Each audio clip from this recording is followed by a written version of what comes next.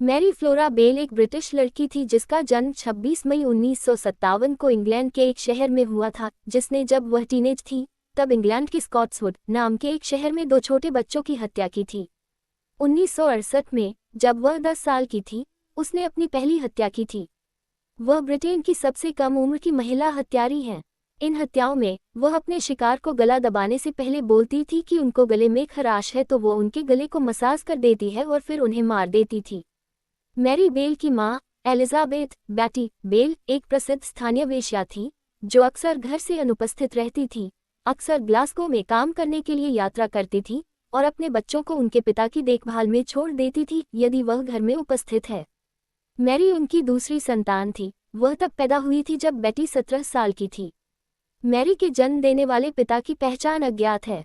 अपने जीवन के अधिकांश समय के लिए मैरी को विश्वास था कि उनके पिता विलियम बिली बेल हैं, एक हिंसक शराबी और अपराधी जिसकी गिरफ्तारी का रिकॉर्ड हथियारबंद डकैती सहित अपराधों के लिए था। हालांकि जब विलियम बेल ने उनकी मां से शादी की तो वह एक शिशु थी और यह किसी को नहीं पता है कि क्या वह उनके वास्तविक पिता थे। मैरी एक अनचाही बच्ची थी। उनकी आंटी इसा मैक्रिकेट के अनुसार मैरी के जन्म के कुछ मिनटों के भीतर उनकी मां ने अस्पताल के कर्मचारियों पर अपनी बेटी को अपनी बाहों में रखते टाइम गुस्से में चिल्लाते हुए बोला, मुझसे ये चीज ले जाओ। मैरी के बचपन में जब वह अपनी मां के साथ अकेली रहती थी तो वह अक्सर घरेलू दुर्घटनाओं में चोटिल हो जाती थी। इससे उनके परिवार को लगता था कि या तो उनकी मां जानबूझकर लापरवाह थी या अपनी बेटी को नुकसान पहुंचाने या मारने की कोशिश कर रही थी। एक घटना में लगभग 1960 में बेटी ने अपनी बेटी को पहली मंजिल की खिड़की से गिरा दिया। एक अन्य अवसर पर उसने अपनी बेटी को नींद की गोलियां खिला दी थी।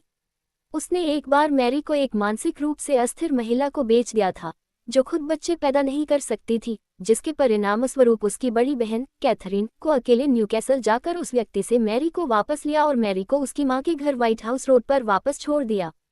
अपने बच्चे के प्रति लापरवाही और दुर्व्यवहार के बावजूद बेटी ने अपने परिवार की ओर से मैरी की कस्टडी लेने के बार प्रस्तावों को ठुकरा दिया। मध्य 1960 के दशक तक अपने कई ग्राहकों को मैरी के साथ यौन शोषण करने की अनुमति दी। मैरी की मां अपनी बेटी की आंखों पर पट्टी बांधकर उसके हाथों को उसकी पीठ के पीछे बांध देती थी और अपने ग्राहकों पर मौखिक सेक्स करने के लिए मजबूर करती थी। घर और स्कूल दोनों में मैरी ने कई संकेत दिखाए थे जो उसके व्यवहार को अशांत और अप्रत्याशित बनाते थे, जैसे कि अचानक मूड स्विंग और बिस्तर गीला करना। वह अक्सर दूसरे बच्चों के साथ लड़ती थी, लड़के और लड़कियां दोनों ही, और अपने साथियों या खिलौने को कई बार गला घोंटने या दम घुटने की कोशिश करती थी। एक बार उसने एक छोटी लड़की के गले की पाइप को मिट्टी से ब्लॉक करने की कोशिश की। इसी व्यवहार की वजह से कुछ बच्चे मैरी के साथ खेलना पसंद नहीं करते थे। तब वह अक्सर अपना खाली समय नॉर्मा जॉयस बेल के साथ बिताती थी, जो एक 13 वर्षीय लड़की थी जो उसके पड़ोस में रहती थी। दोनों का नाम एक जैसा है पर वो रिश्तेदार नहीं थी।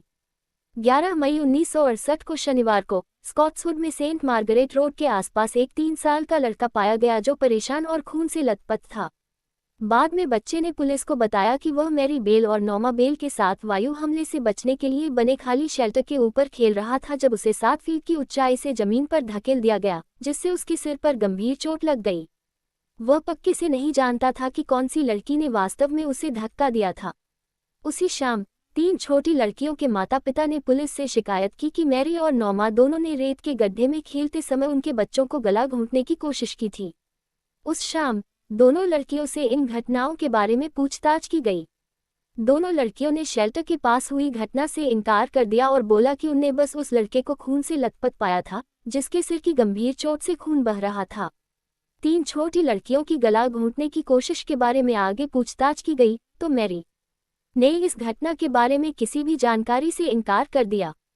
हालांकि नॉर्मा ने स्वीकार किया कि मैरी ने उन लड़कियों को गला घोंटने की कोशिश की थी। उसने बताया कि मैरी एक लड़की के पास गई और कहा, किसी को गला घोंटने पर क्या होता है, क्या वे मर जाते हैं? फिर मैरी ने लड़की के गले के चारों ओर दोनों हाथ रखे और दबाना चालू कर दिया। लड़की के चेहरे का रंग बदलने लगा। उसने मैरी से रुकने के लिए कहा, लेकिन वह नहीं रुकी। फिर उसने पॉलिन के गले के चारों ओर हाथ रखे और उसके भी चेहरे का रंग बदलने लगा। एक अन्य लड़की सुसान कॉनिश आई और मैरी ने उसके साथ भी वही किया। पुलिस ने स्थानीय अधिकारी को घटनाओं और मैरी के हिंसक स्वभाव के बारे में सूचित किया, लेकिन उनकी उम्र के कारण दोनों लड़कियों को बस चेतावनी दी गई। कोई और कार्रवाई नहीं की गई थी। पहला पीड़ित मार्टिन ब्राउन 25 मई 1968 को अपने 11वें जन्मदिन से एक दिन पहले बेल ने 4 साल के मार्टिन ब्राउन को सेंट मार्गरेट रोड पर स्थित एक खंडहर घर के एक ऊपरी बेडरूम में गला घोंट दिया। माना जाता है कि उसने इस अपराध को अकेले ही किया था। ब्राउन का शव लगभग 3:30 बजे 3 बच्चों द्वारा पाया गया था। वह अपनी पीठ के बल लेटा हुआ था और उसके हाथ सिर के ऊपर फैले हुए थे। उसके मुंह के चारों ओर खून और झाग के अलावा उसके शरीर पर कोई जोर जबरदस्ती के कोई संकेत नहीं थे। एक स्थानीय मजदूर जॉन हॉल जल्द ही हत्या वाली जगह पर आया। उसने सीपीआर देने की कोशिश की, लेकिन कोई फायदा नहीं हुआ। जैसे ही हॉल ने सीपीआर करने की कोशिश की, मैरी बेल और नॉमा बेल बेडरूम के दरवाजे पर दिखाई दिए। दोनों को वहां से बाहर निकाल दिया गया। दोनों ने मार्टिन की आंटी रीटा फिनले के दरवाजे पर दस्तक दी और उन्हें सूचित किया कि आपकी बहन के बच्चे के साथ दुर्घटना हुई है। हमें लगता है कि यह मार्टिन है, लेकिन हम बता नहीं सकते क्योंकि उसके ऊपर खून लगा हुआ है। अगले दिन बर्नार्ड नाइट ने मार्टिन ब्राउन के शव पर एक पोस्टमार्टम किया। नाइट को बच्चे के शरीर पर हिंसा के कोई संकेत नहीं मिले और इस प्रकार वह बच्चे के मृत्यु के कारण पता नहीं लगा पाए। हालांकि वह इन्वेस्टिगेशनकर्ता के द्वारा दी गई स्टेटमेंट की किसी दवाई के जहर से मौत हुई है को खारिज करने में सक्षम था। घटनाओं के बीच में मैरी का 11वां जन्मदिन था, जिस दिन वह और नॉमा ने एक पास ही की वुडलैंड क्रेसेंट में एक नर्सरी में घुस के तोड़फोड़ की। दोनों ने स्लेट की छत से टाइलें निकालकर प्रवेश किया। उन्होंने पुस्तकें फाड़ी, मेज पलट दी और जाने से पहले चारों ओर स्याही और पोस्टर पैंस को फैला दिया। अगले दिन स्टाफ को तोड़फोड़ का पता लगा तो तुरंत पुलिस को सूचित किया, जिन्होंने मार्टिन ब्राउन की हत्या की जिम्मेदारी लेने वाले 4 अलग अलग नोट्स भी खोजे। इनमें से एक नोट में लिखा था, मैं हत्या करती हूं ताकि मैं वापस आ सकूं। एक अन्य में लिखा था, हमने मार्टिन ब्राउन की हत्या की है। एक तीसरे नोट में केवल इतना ही लिखा था, फक ऑफ वी मर्डर फैनी और फैगोट को देखो। अंतिम नोट सबसे टेढ़ा था, जिसमें लिखा था, तुम चूहे हो क्योंकि हमने मार्टिन ब्राउन की हत्या की है। देखो वहां हत्यारे हैं। आंटी फैनी और आंटी फैगोट तुम गधे हो। पुलिस ने इस घटना को बचकानी शरारत समझकर ध्यान नहीं दिया। 2 दिन बाद 29 मई को मार्टिन ब्राउन के अंतिम संस्कार से ठीक पहले एक चिकन गेम में दोनों लड़कियों ने उस लड़के की मां जून के घर पर दस्तक दी और मार्टिन से मिलने की बात कही। जब जून ब्राउन ने जवाब दिया कि वे उससे नहीं मिल सकते हैं क्योंकि वह मर चुका है, मैरी ने जवाब दिया, ओह मुझे पता है कि वह मर गया है, मैं उसके ताबूत में उसे देखना चाहती हूँ।